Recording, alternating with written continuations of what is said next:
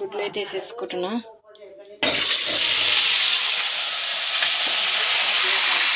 గుడ్లు అయితే వేసేసుకున్నా. వేయించుకోవాలి వీటిని.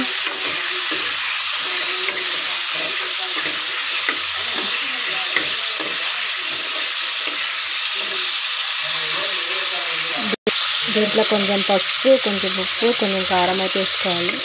బాగుంటుంది, తింటుంటే క్రిస్పీగా ఉంటుంది. ఒక స్పూన్ అయితే ఉప్పు వేసేసుకున్నాం.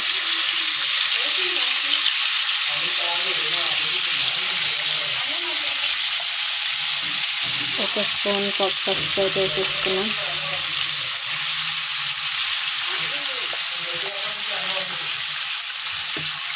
ఒక స్పూన్ కారం అయితే వేసేసుకున్నాం.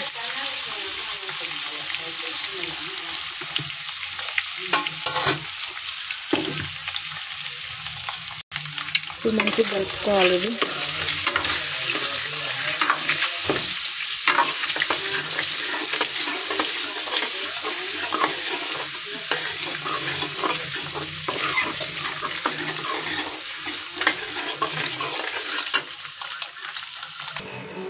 ఆయిల్ వేడైంది కదా, మనం మసాలా ప్రిపేర్ చేసుకోవాలి. ఉల్లిగడ్డ, పచ్చిమిర్చి అయితే వేసేసుకోవాలి.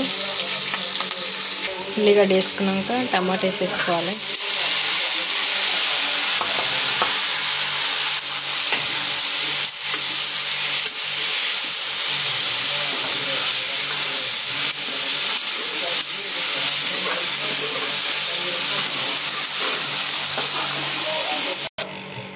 చల్లారి పెట్టాలి. దీన్ని మిక్సీకి వేయాలి కాబట్టి.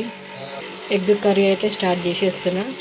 మసాలా వేసేసుకున్న ఎగ్ ఇది మిక్సీ పట్టేస్తే అయిపోతుంది. ఇంకా వీటికి అయితే కట్ చేసుకుని అన్నీ రెడీ అయిపోయినాయి, ప్రిపేర్ చేసేసినాం.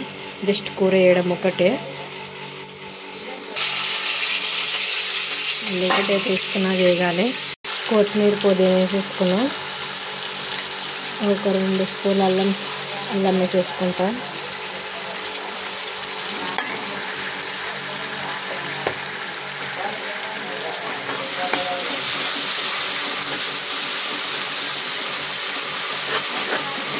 అది మంచిగా వేగినాక ఒక స్పూన్ పసుపు వేసేసుకుంటాం.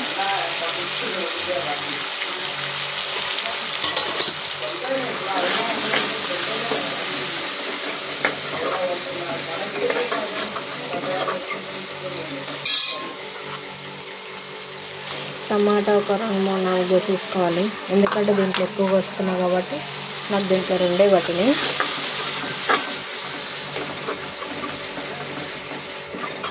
ఇది మంచిగా దగ్గర అయ్యే వరకు అంతలాగా మనం దీన్ని మిక్సీ పట్టేసుకుందాం. మిక్సీకి అయితే పట్టేసుకుంటున్నాం. మసాలా అయితే వేసేసుకున్నా. అంతే దీంట్లో వేసేసుకోవాలి.